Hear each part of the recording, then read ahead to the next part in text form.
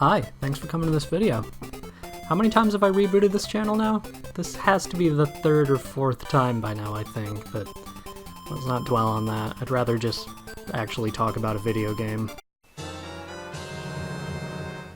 Kirby is a series that I really wish I could love. I adore Kirby Superstar Ultra, but I haven't been able to get into pretty much every other game in the series, but God, I want to. Look at this guy. He's so cute. And if you're new to me, practically all of my interests in gaming revolve around cute stuff. Or at least pink stuff, but you know, things are automatically cuter if they're pink. Most of the time. But Kirby didn't start out pink. At least he didn't in North America.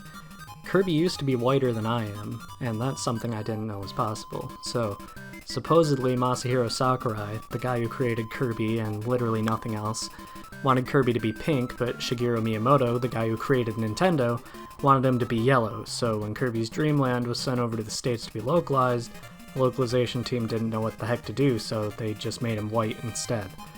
Luckily, this is before the localization team started saying things that made Kirby very upset on the box art, so he's still pretty happy here. Unfortunately, the marketing for this game was disgusting. Like, yeah, the game sold well and got good reviews, but they made Kirby seem really gross in the advertisements for this game in North America. This commercial is my #1 source for this claim. He just ate a guy and spit him out. Why does he have teeth? This commercial sucks. But yeah, again, the game got pretty good reviews. Masahiro Sakurai and Satoru Iwata, rest his soul, designed the game to be easy to get into for newcomers to action games, while also adding some stuff for people who've played before, like a harder New Game Plus mode and options to decide how many lives you start with at the beginning of the game. The main criticisms people had were that the game was too short and too easy, although there is the aforementioned New Game Plus for the second one. But yeah, the game is really short, which is why I've decided that this is a good place to start getting into the non-Superstar Ultra Kirby series. Kirby's Dream Land is kind of familiar to me already because I've played Superstar Ultra so many times. Spring Breeze in that game is kind of a summarized version of Kirby's Dream Land, and Revenge of the King is practically just Kirby's Dream Land but with harder enemies and a more fleshed out story. I think maybe I played this game once before besides Superstar Ultra as well, but if I did, I certainly don't remember it. I have the memory of a goldfish, but worse. The game's plot is as follows. King Dedede stole all the food in Dreamland. Chase King Dedede and beat him up. That's it. It's really simple. Let's play the game now. Even just this title screen is adorable. Just a bunch of dumb-looking blobs jumping around the title screen doing a bunch of different cute actions. I love this game already because of this title screen alone. The game starts you off in green greens. Man, for a stage called Green Greens, things sure look pink and gray. Kirby controls really nicely in this game. He can't run, but his walking speed is pretty fast. He can jump, and he can also make the game extremely easy because he literally has the ability to float infinitely. Just hold up on the D-pad and he never stops floating. I didn't abuse this in my playthrough mostly because I forgot.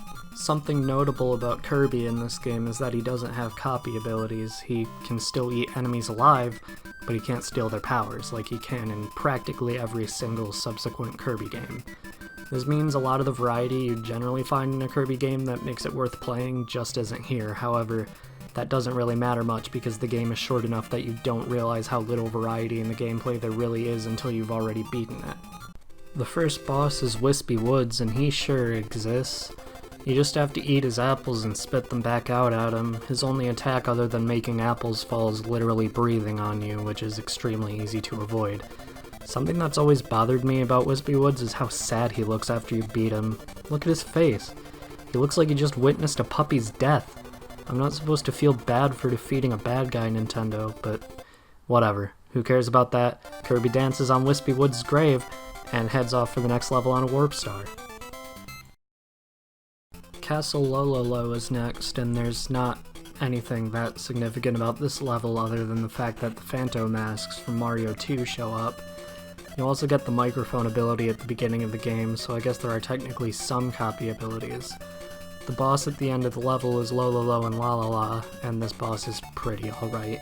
You have to take the boxes they're pushing and shoot them back at them. They both take 3 hits to defeat, but it's pretty easy to get hit from behind if you're not near an area where you can change levels. Why does getting hit by a box even hurt Kirby? They're literally just pushing them at the same speed Kirby walks. That shouldn't hurt, it should just push him with it, right?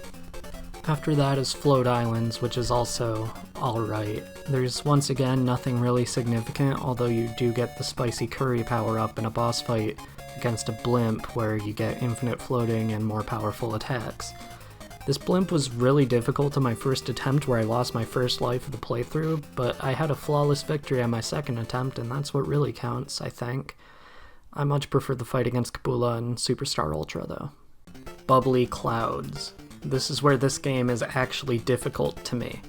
The level itself is fine, the platforming is simple, and the enemy placement is fine. The issue is the bosses. First, the mini-boss, Krako Jr., who is honestly the hardest boss in the game.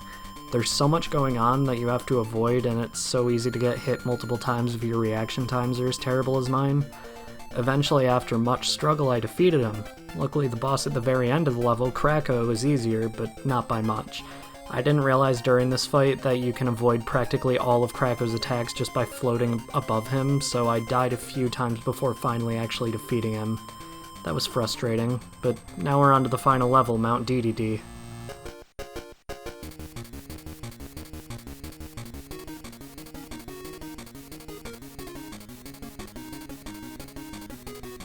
Mount Dedede is a boss rush followed by the final fight with King Dedede, kinda. There are 4 mini-levels leading up to the 4 bosses you've fought up to this point, and the bosses are literally exactly the same, which means yes, this is where I finally learned how to make Krako easy. After defeating all of the bosses again, it's time to fight King Dedede. This fight is all about dodging Dedede's attacks and absorbing stars to spit out at him when he lands from a big jump. The fight's not very hard, but it can get frustrating if you're on 0 lives like I was. Upon defeating King Dedede, he screeches really loudly and disappears from the ring. Kirby dances and turns into a balloon, lifting the castle and dropping food all over Dreamland. The credits roll, and the person who I think deserves the most credit for this game is Bubbly. And Masa Sakurai, but mostly Bubbly. Who's Bubbly? I don't know, but I love that they've been credited as Bubbly. Bye-bye. This is also where you unlock the harder mode, but I'm not touching that. Krako apparently becomes even more stressful in hard mode, and I can't take that. So yeah, that was Kirby's Dream Land. It's definitely a good game, but I don't think it's something I'd go out of my way to play again. Maybe someday I'll tackle another Kirby game for this channel, but for now I think I've done enough sucking for one video.